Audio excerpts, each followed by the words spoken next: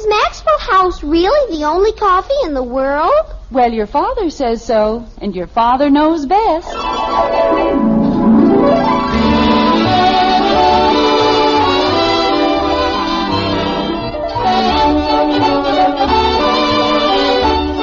Yes, it's Father Knows Best, transcribed in Hollywood, starring Robert Young as father. A half-hour visit with your neighbors, the Andersons, brought to you by America's favorite coffee, Maxwell House. The coffee that's always good to the last drop.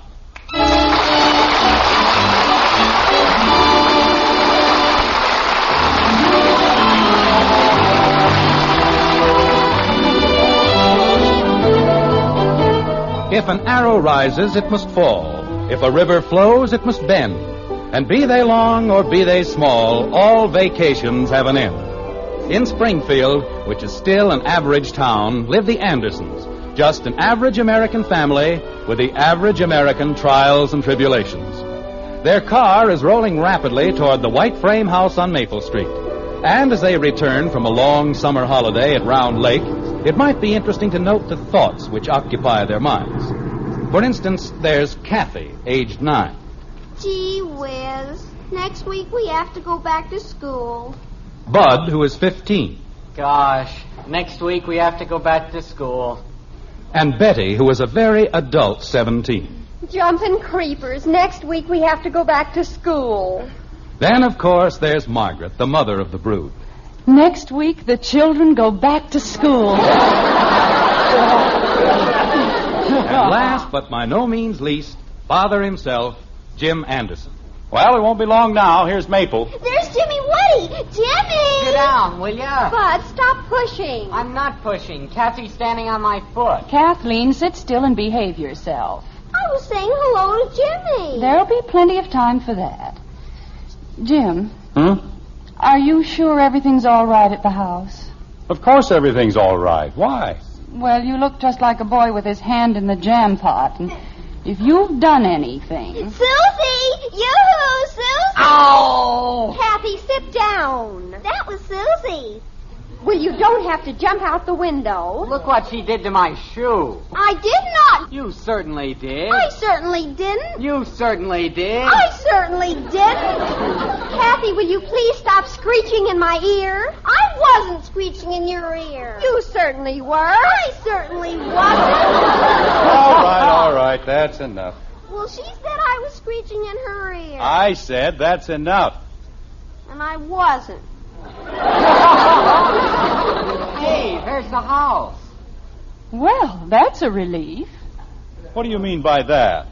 Oh, nothing. It's just that when you get that peculiar look on your face, I never know what to expect. I thought maybe you had the house painted purple or something. Now, see here, Margaret. Jim, I know you mean well, but whenever the children and I go away, you get such weird ideas about the house.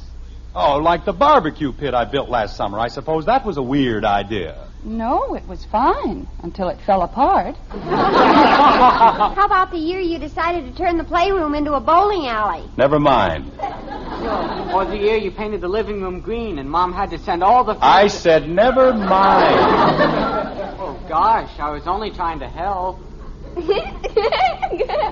Kathleen, right after dinner, you go to bed. But I didn't say anything. I know just what you were thinking, and I won't stand for it. But I wasn't thinking about the fire alarm you built in the oven. Kathy! But I wasn't. Well, don't just sit there, Bud. We're home. Let's get the luggage into the house. Okay, Dad. A man takes a little extra pride in his home, and what happens? People make fun of him, treat him like the village idiot. Oh, Jim, we weren't making fun of you. You certainly were. You thought I was going to paint the house purple.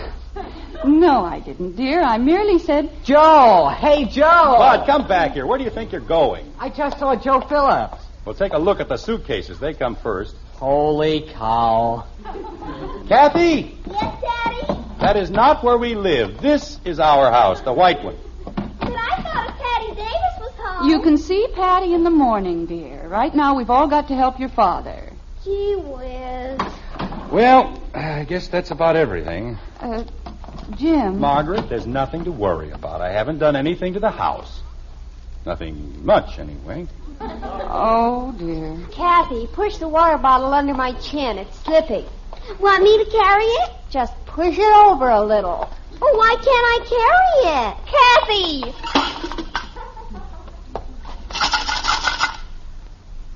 It broke. I don't know. People go away all the time and come home all the time. They don't get into things like this. Only this family. If we so much as go across the street... Dad, these bags are getting heavy. Well, put them down. Don't you want me to take them inside? Naturally, I want you to take them inside. How can I take them inside if I put them down? Margaret. It's all right, dear. I have my keys. Oh. There we are. Kathy, hold the screen door open until we get in. Yes, Daddy. See if you can manage not to break it. Well, how can you break a screen door? I don't know, but don't try to find out. All right, Bud, let's go. Oh, I don't think I can make it. This little bag feels like it's got rocks in it. Kathy, what have you got in your suitcase? Rocks. Rocks? Special rocks. I'm saving them. Ye gods, we haven't got enough rocks in Springfield. She has to bring a suitcase full of them back from Round Lake. But they're all different colors. Bud, take them out in back of the garage and dump them. Okay. But it's practically a collection. I saved them all summer. Well, dump them carefully, Bud. Okay. And don't break them. Mother, my arms are falling off. All right, dear. We're going right in. Let me get this bag through the door, will you? Yeah, that's a good girl. Oh, well, we're home. How does it look?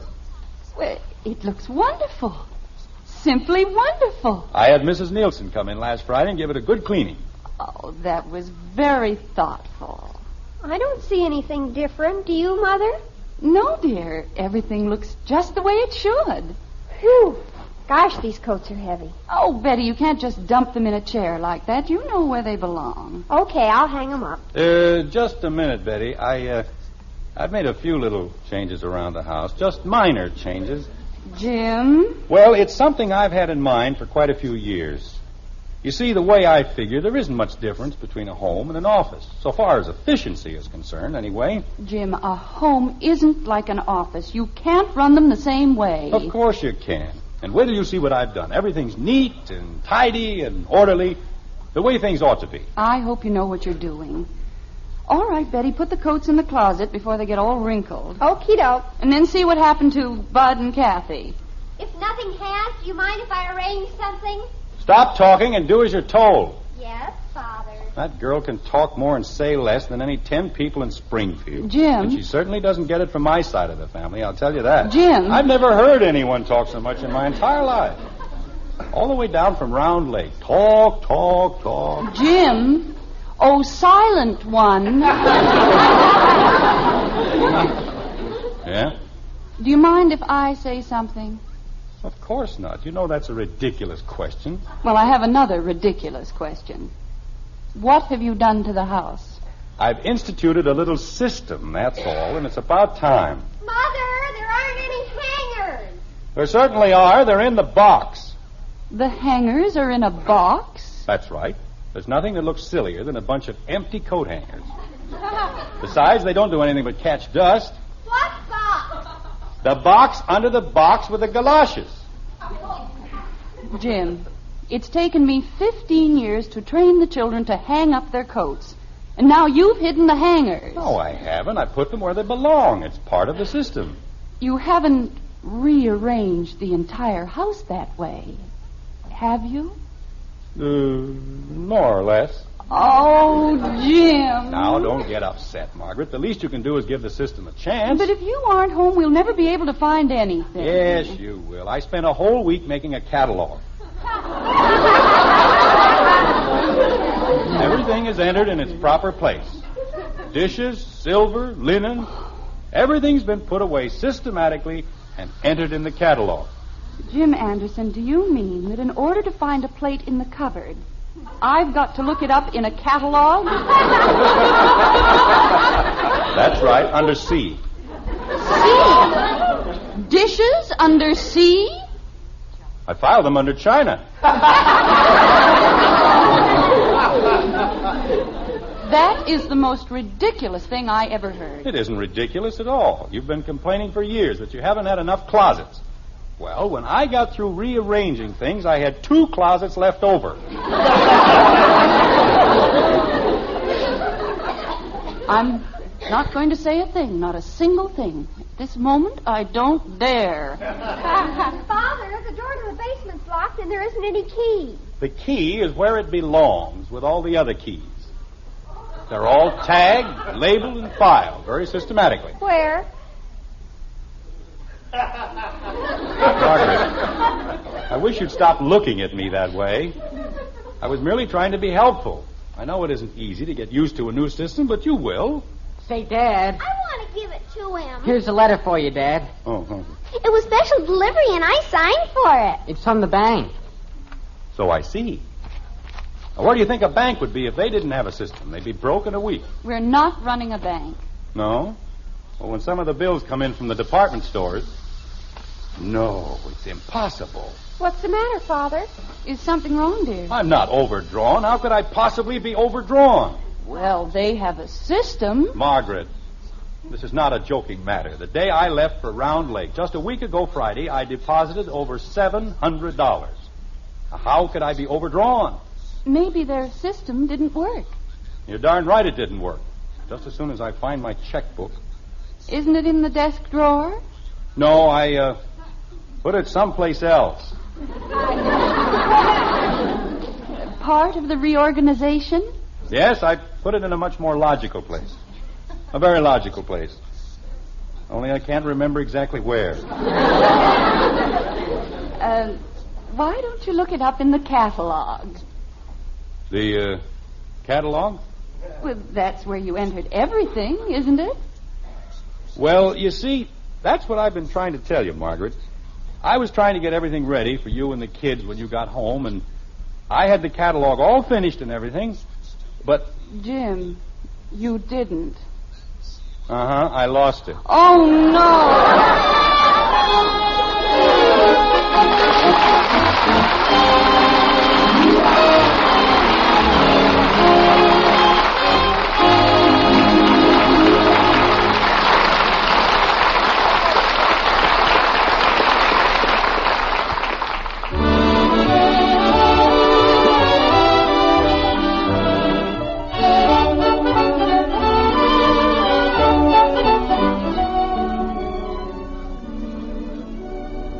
Best cup of coffee I ever tasted. Tomorrow, right at your table, you can hear that from the world's greatest coffee expert. Yes, ma'am, he'll be there. Because the world's greatest coffee expert is your husband. Now, naturally, we think we're pretty fair experts. After all, our Maxwell House coffee is America's favorite brand. But the final judge is that man of yours. And if you'll just put a cup of Maxwell House in front of him, we're mighty sure you'll hear him say, best coffee I ever tasted. In fact, we'll give you your money back if he doesn't. You see, no coffee's made like Maxwell House, and that's why no coffee tastes like Maxwell House. No other coffee has that famous good to the last drop flavor. Get Maxwell House tomorrow and serve it to your husband. And if he doesn't say it's the coffee for him, just return the can and unused portion to us, and we'll gladly refund the price you've paid. You'll find our address right on the front of that familiar blue tin. So tomorrow, see how much the world's greatest coffee expert enjoys Maxwell House coffee. Always good to the last drop.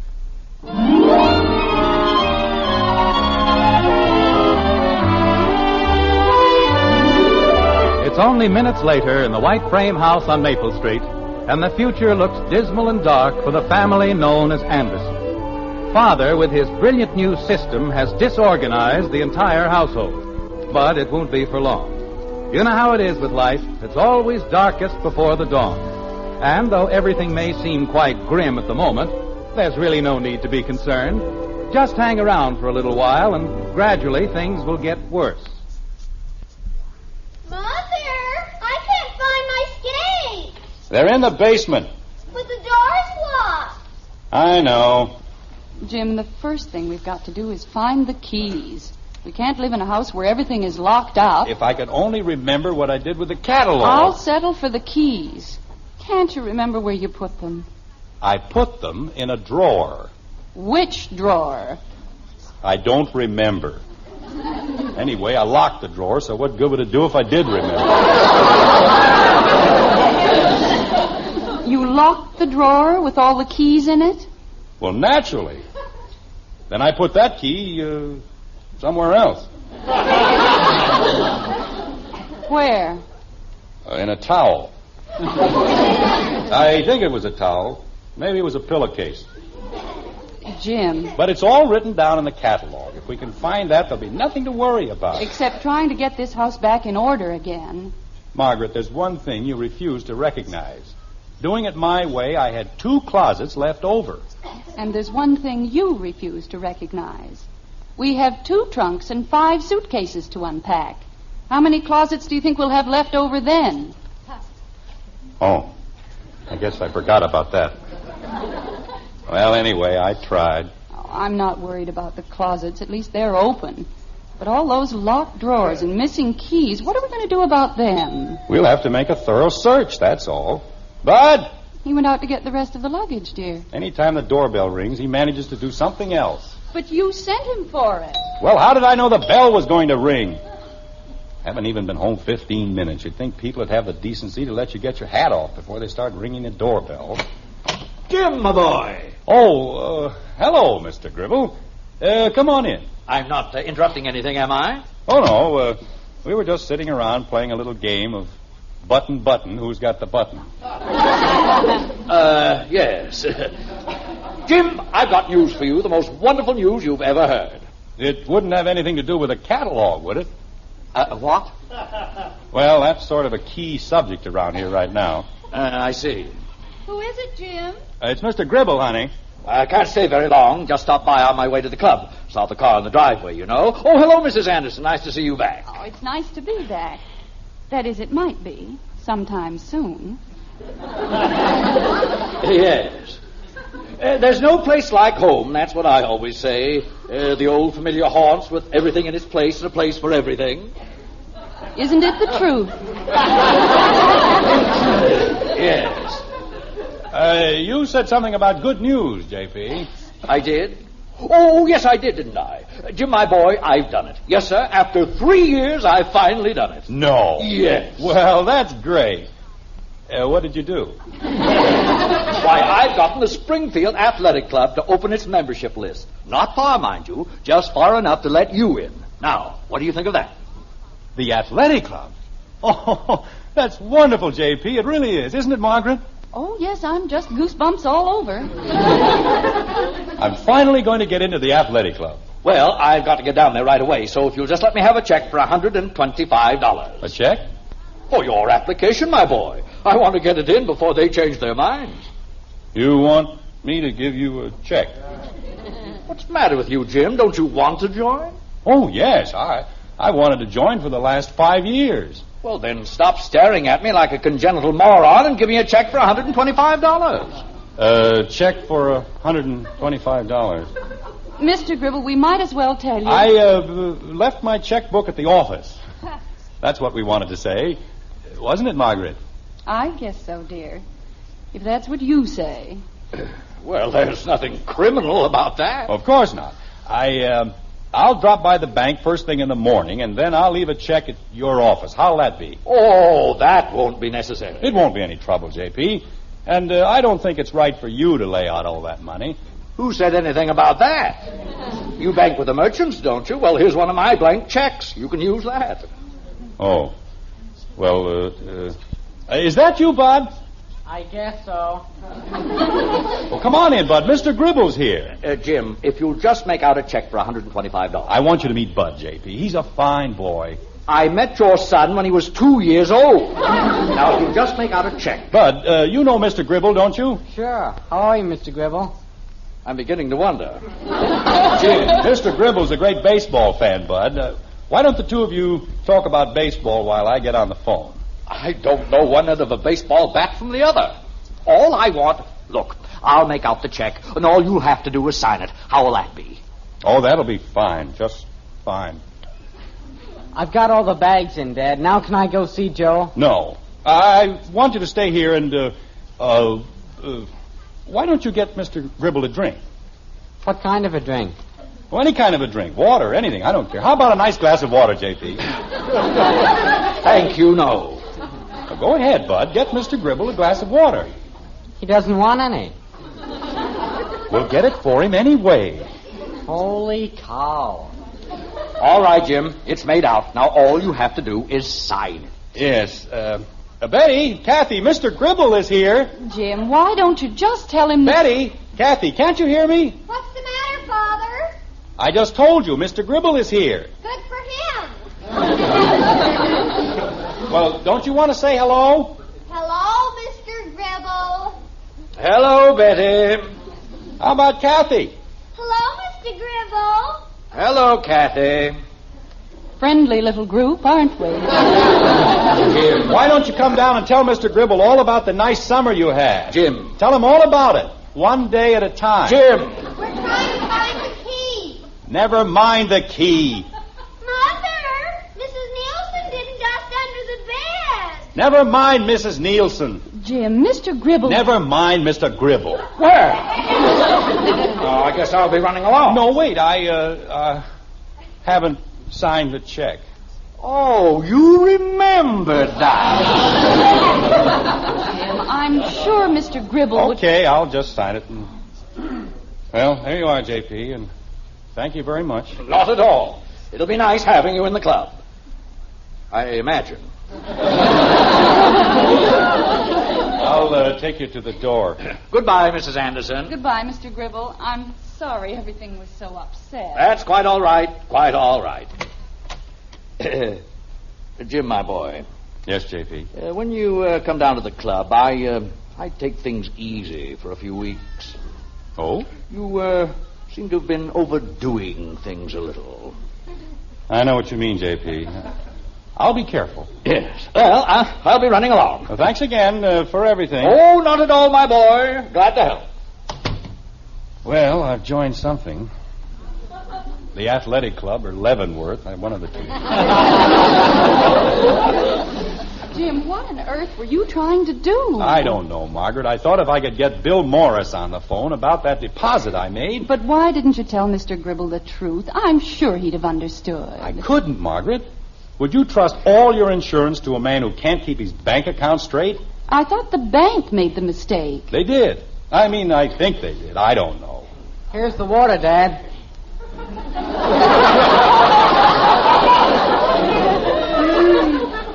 What water? You said to get a glass of water for Mr. Gribble. Well, he's gone. What'll I do with the water? Drink it. I'm not thirsty. Then take it outside and water the lawn. With one glass?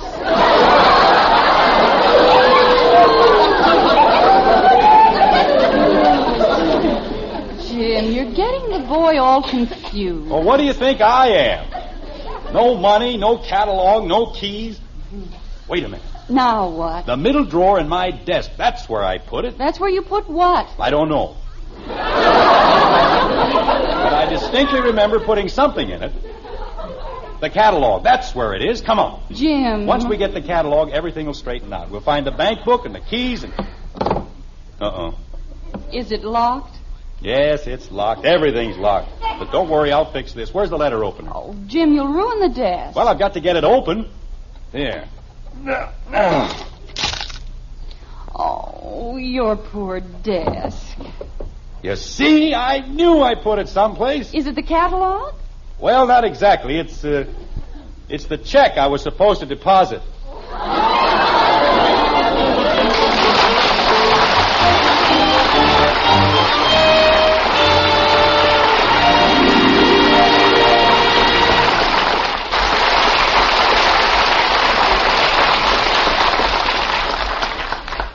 Well, that solves one mystery. But the search for the catalog goes on. Just goes to show you come out way ahead when you know where to find what you want. Now, when it comes to coffee, you want the most for your money. The most in flavor, the most in enjoyment. And the world's greatest coffee expert can help you find it. Just serve the number one expert, meaning that husband of yours, a cup of Maxwell House. Then when you see him smile and hear him say, "Best coffee I ever tasted," you'll know it's Maxwell House for your best money's worth. Get a familiar blue Maxwell House tin tomorrow and see what that man of yours says about its wonderful good to the last drop flavor. Then count all the cups of truly good coffee you get from that 1 pound. We think you'll be convinced you get the most for your money with Maxwell House coffee. So tomorrow, introduce the world's greatest coffee expert to coffee that's always good to the last drop.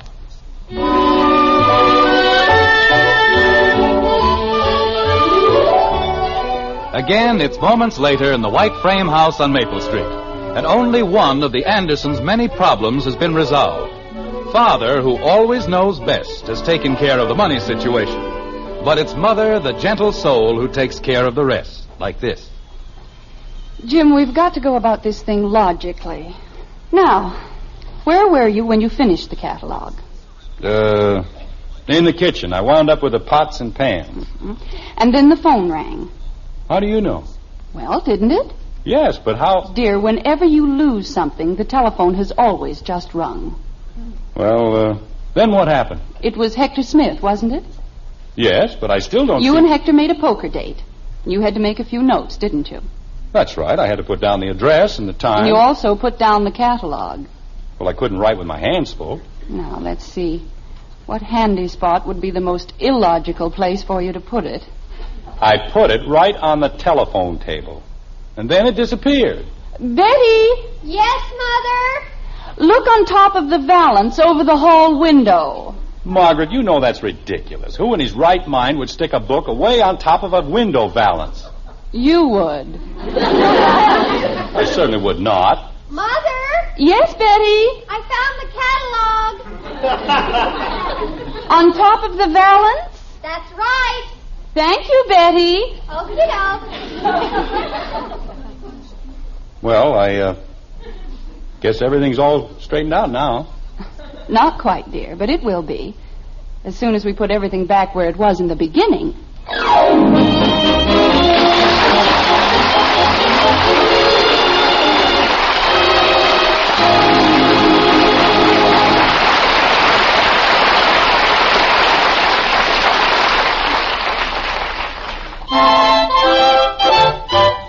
Life is swell when you keep well. That's why so many folks eat Post bran flakes for breakfast every day. Every 1 ounce serving of these tasty, crisp toasted flakes provides bran to help prevent irregularity due to lack of bulk in the diet. They're so good, and so good for you, too. Ask your grocer for Post 40% bran flakes. Remember, life is swell when you keep well with Post 40% bran flakes, America's favorite bran flakes.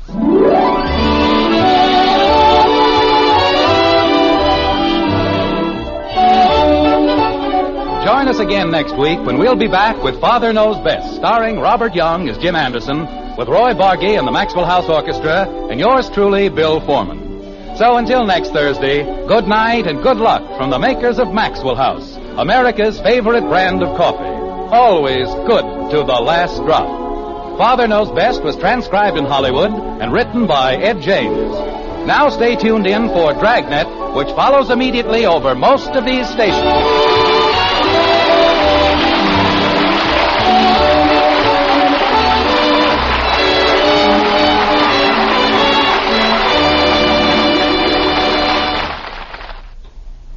Theater Guild returns Sunday. Listen next for Dragnet on NBC.